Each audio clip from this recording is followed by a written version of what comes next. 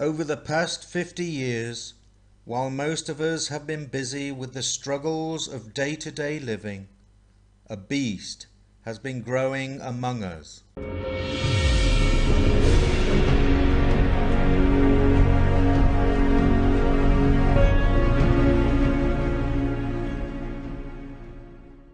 This beast, international in scope, with multiple heads, crowns and horns, has evolved into a monster whose tentacles now reach every nation, city and town. There is no place left upon this earth free from its impositions and influence. It is a beast which has grown up on the backs of the multinational corporations, a soulless entity pushing forward this latest version of globalization. Corporate cartels joined together to promote a fascistic global corporatocracy. Using all forms of technology, some known and some unknown, they are preparing humanity for the next phase of their sinister agenda. Time is now running out. This is our last hour. Their goal is the total enslavement of humanity, with the absolute control over all land, sea and resources. Our common law freedoms, inalienable rights, granted by God, are now being undermined by a mighty corporate power determined to crush the will of independent humanity, to enslave and confuse each one of us as they loot what little wealth we have left. Previous generations who built the societies, cities and nations we live in today toiled and sacrificed with the belief they were building a better future for each new generation. They fought for the Magna Carta, the Constitution of the Republic of America. They sacrificed their lives to hold on to their common law rights over the ambitions of fascistic enemies determined to break them under the whip of organized tyranny. The first truth is that the liberty of a democracy is not safe. If the people tolerate the growth of private power to a point where it becomes stronger than their democratic state itself, that, in its essence, is fascism. Ownership of government by an individual, by a group, or by any other controlling private power. The second truth is that the liberty of a democracy is not safe. If its business system does not provide employment and produce and distribute goods in such a way as to sustain an acceptable standard of living.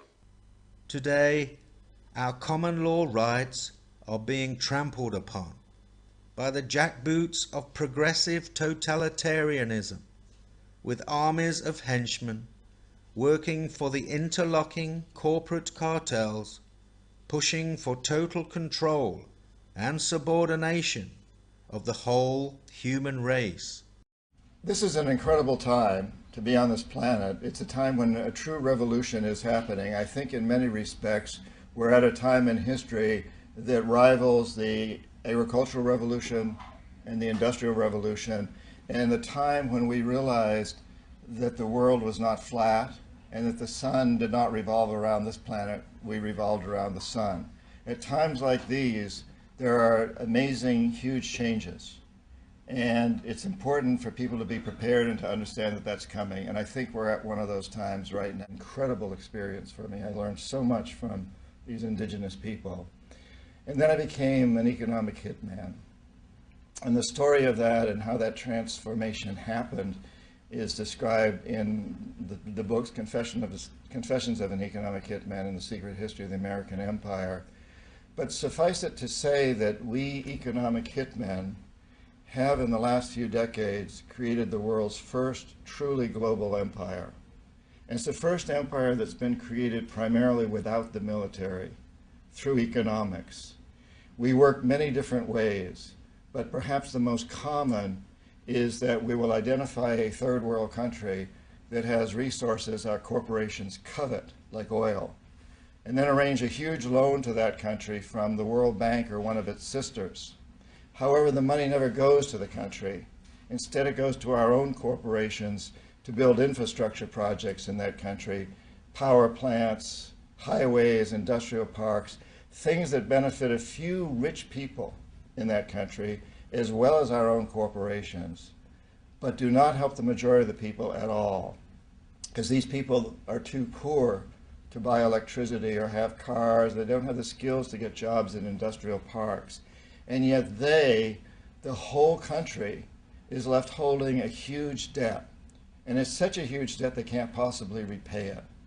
So at some point, the economic hitmen go back and say, you owe us a lot of money, you can't repay your debts, so give us a pound of flesh. Sell your oil real cheap to our oil companies.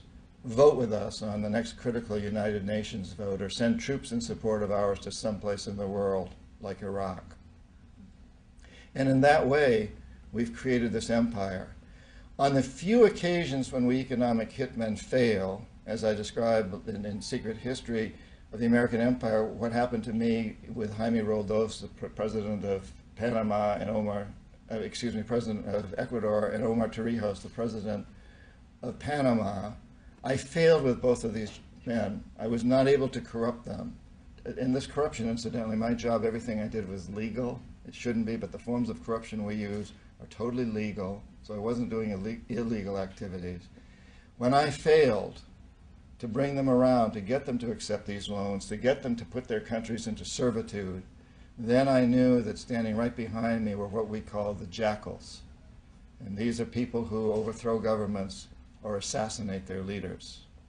And both Jaime Roldos of Ecuador and Omar Torrijos of Panama were assassinated by CIA-sponsored jackals because I failed to corrupt them. There is no cavalry, no man on a white horse coming to save you. If you value your freedoms, your inalienable rights, you must stand now. Those who bend to the will of a master will always be a slave, for it is better to die on your feet than to live a life on your knees. The window of opportunity is closing. Each generation has to face the same dilemma. You must stand and join with your fellow countrymen. Take back your nations, your freedoms and your rights, and restrain once more the rapacious ambitions of corporate fascism. Use that righteous anger, building within you wisely, for if you don't act now, you may never get another chance.